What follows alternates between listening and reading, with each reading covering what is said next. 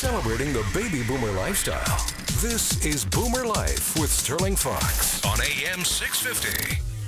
And welcome back to the program. Nice to have you with us this evening. We're talking retirement living with the folks from Revera Retirement Living.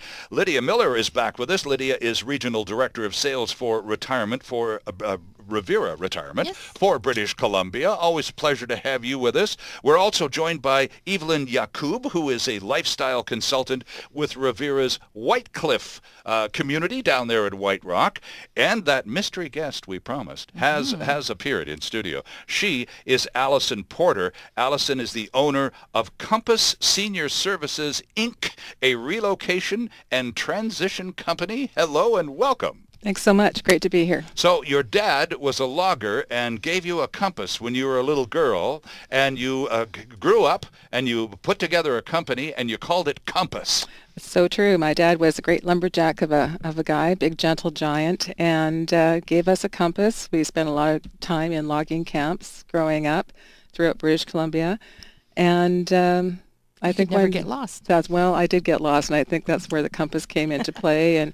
And so I learned how to navigate with a compass, and my mother, being the wise woman that she is, or was, both my parents have since passed on, but said, a compass will show up in your life, and it could be in the form of an instrument, but chances are it might be in the form of a person. So that's what we do, is we try and show up and help people navigate the transition, and it is a process. Right, it certainly is a process. Now, Evelyn, talk to us a little bit, because you're the first person at Whitecliff. Yeah. If someone is in the White Rock area and is looking for kicking the tires, so to speak, shopping the retirement communities, looking out for mom or dad, or in some cases both, if they want to check out Whitecliff, you're going to be most likely the person that they're going to speak with and meet with eventually. So when you have those meetings, you've already told us in general terms what we boomers are most interested in terms of the information we're after to acclimatize ourselves to all of this. When our parents, when seniors come in, either accompanied by their boomer kids or just show up by themselves, what do they want to know? What's different about their line of inquiry from their kids, we boomers? Seniors really want to know what it's going to look like, what it's going to feel like to be in that community. Will it impact their freedom? Can they come and go as they please? How will it impact their budget? So seniors want to know very specific details. So that's one of the things that comes to mind mostly. And they don't know that we have a variety of different suite styles, layouts, designs. They think it's sizes. sort of a cookie cutter, one size fits all operation. Exactly. You're going to throw me in a closet and be done with me. Right. I won't be able to bring all my stuff. Well, there you go. It's the stuff thing. And that's why, Allison, it's so cool to have you with us, because, Evelyn, when people, it's not all seniors show up at Revera's Whitecliff going, I woke up this morning and thought, let's downsize and move to a retirement community. No, that's exactly right. Some of them aren't real happy about the idea, are they? No, some of them are not happy about the idea, but many of them realize that things aren't working at home. Right. There may be a series of events or their life has changed to a point where it's just not working at home anymore, but they don't really know how to move forward. Right. So they're kind of stuck in that place. And many times one of the first things that we chat about when they come to Whitecliff is to mention to them, when seniors are looking to purchase a home, for instance, they go and they look at the size of the house space. How many rooms does the house have? Yeah. And they come to Whitecliff with the same thing in mind. But often what I say to seniors coming in is to think of the community at Whitecliff, our building, to think of that as their home, the larger community.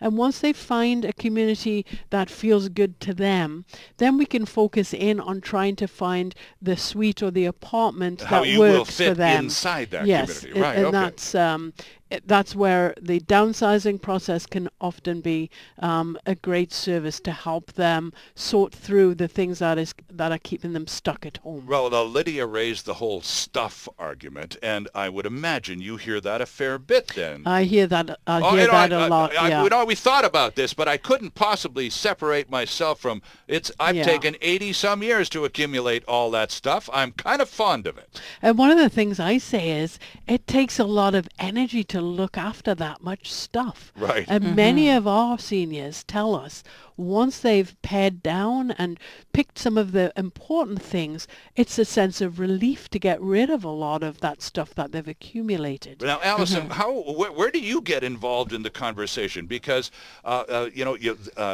Evelyn sees these individuals when they first cross the threshold. Absolutely. And then they raise some of these predictable, in some cases, arguments about stuff. And you're the downsizing specialist. That's so right. When do they call you in for that meaningful conversation about stuff? Well, we all have stuff, don't we? We and certainly do. Sometimes we keep stuff for all the wrong reasons. It becomes part of just the normal landscape of our home. We all have stuff here and there in basements and crawl spaces. And we're sometimes keeping it for all the wrong reasons. I myself kept a lot of my mom's stuff because it was important to her, so therefore it should be important to me. Right. And I think that when we try to evaluate the meaning behind it and the relevance behind it, it becomes a lot easier to evaluate letting go of it and moving forward. And a lot of times, Alison, don't you find, and I know I've had these conversations with boomer children, it's like, yeah, we're trying to help Dad get rid of some of his things now in the garage and in the attic. The basement. And he wants us to have this chest. We don't want that chest. It's like, oh, does Dad know that? No, we don't know how to tell him. Right. So Dad is hanging on to all these things, thinking, oh, I'll give this to the kids. I'm going to hang on to that. I can't afford to part with this. And yet a lot of times, unless it's a family heirloom, for instance, like a silver tea service or a wall hanging of ancestors, a lot of times we find that the kids really don't want the leftover lamps and chairs and TVs and things like that, or a computer that's 10 years old.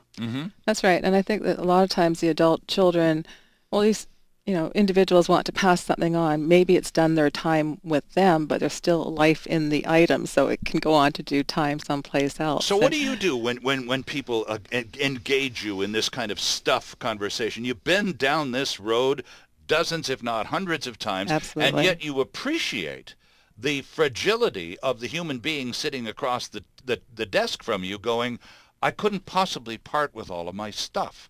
And full bloody well, he or she certainly can, but there's an argument to be made here. There's a convincing process. What do you do? Well, I think that if you've ever been in a crisis situation, hopefully you haven't, but if you had to, let's look at the Kelowna fires, I think in 2009, where people were forced to evacuate their homes. Oh, okay. And, they're not grabbing the towels and the sheets and all the abundance of tablecloths in the closet. They're quickly having to evaluate what's truly meaningful for me. You're not hauling off the big screen TV off the wall. No. Well, maybe for some guys they are. Of course, sorry. The remote. Don't forget the remote. You're going for... That was a shot. I could tell. But no, the point being that in those crisis moments in Kelowna, I have friends living there. Yes. They had 2 suitcases and out you go. Exactly. You're grabbing the photo albums. You're looking at preserving memories. Right. And that's what our focus is, to look at what's working, what's not, what's possible, and what's truly relevant to you. I've had clients say to me, I don't care where you find a new nest for me, but I'm taking that console, I'm taking that armoire that's been in my family forever. It's 7 feet long. I need a wall that's going to accommodate that. And the rest of it, I can work with. So, it is a process, and everyone has a story, and that's what makes up their tapestry, their texture of these life experiences. And I think that if you take the time to really evaluate what that tapestry or where that tapestry is coming from, Quite right. you can start to understand what's important to them. and items can be negotiated. Sure, you sure. know. Yeah, And- and that is the thing as a lifestyle consultant, is to be respectful and mindful of the senior's story, to be aware and help them to pull out some of the things that are important. So when they're going forward to make their new decision and their new choice, they're bringing the things that are important to them. They're maybe letting go of some things, but they're swapping them for more useful and more productive things to do. So they might be swapping boxes in the attic for less space in a retirement community. Right. But in the retirement community, they've got a beautiful tea room, like in Whitecliff, where they can invite their friends to come for afternoon tea.